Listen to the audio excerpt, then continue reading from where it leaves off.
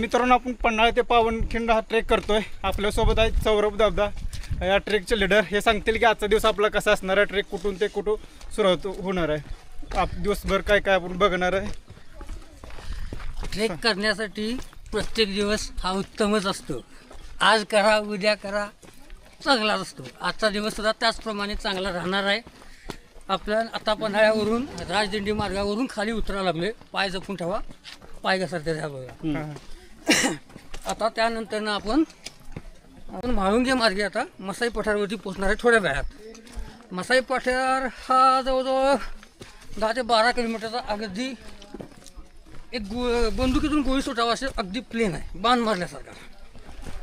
त्यामुळे जास्त उंच सकल वगैरे नाही, अगदी व्यवस्थित निवांत ट्रेक होतोय. फक्त कन्सिस्टंटली चालत राहणं हा एकमेव नियम आहे. थांबायचं नाही, अंग गार पडू द्यायचं नाही. हा नियम पाळला तर तुमचा प्रत्येक ट्रेक यशस्वी होईल. हा ट्रेक का केला पाहिजे, या ट्रेकला विशेष असं महत्त्व आहे. ते दादा सांगतील तर पन्हाळा ते पावनखिंडीचा छत्रपती शिवाजी महाराजांनी केलेला प्रवास थोडक्यात. आता ह्या ट्रेकबद्दल म्हणजे का केला पाहिजे बिलकुल बिलकुल ह्या ट्रेकबद्दलचा जो काही इतिहास आहे तो नव्यानं सांगायची गरज वाटू लागली तर हा इतिहासाचा अपमान असेल. बरोबर आहे. पहिली गोष्ट. दुसरी गोष्ट, आपण हा ट्रेक करायचा कारण आपल्याला ॲज अ मावळा छत्रपतींची सेवा करायचं भाग्य नाही लाभलं.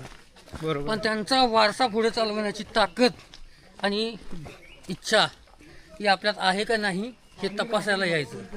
जर हा ट्रेक करण्यामध्ये तुम्हाला जास्त डिफिकल्टी वाटली तर समजायचं कुठंतरी तुमची मानसिक ताकद कमी पडत आहे. तुमचा कितीही त्रास झाला तरी सुद्धा तुम्ही जर तो पूर्ण केल्यानंतर तुम्हाला आनंद वाटत असला तर समजायचं की तुमचं प्रयत्न सफल झाले, तुमचे कष्ट सफल झाले. आणि तुम्हाला त्या वेळेला त्या मावळ्यांनी ज्या शर्थीनं महाराजांना प्रयत्न करून वाचवलं, इथून पन्हाळगडाच्या वेढ्यातून बाहेर काढून सुखरूपपणे विशाळगडावरती पोहोचवलं, त्यांचा इतिहास, त्यांचं कष्ट स्वतःला तुम्हाला अनुभवण्यासाठी, त्यांचा अनुभव घेण्यासाठी हा करावा.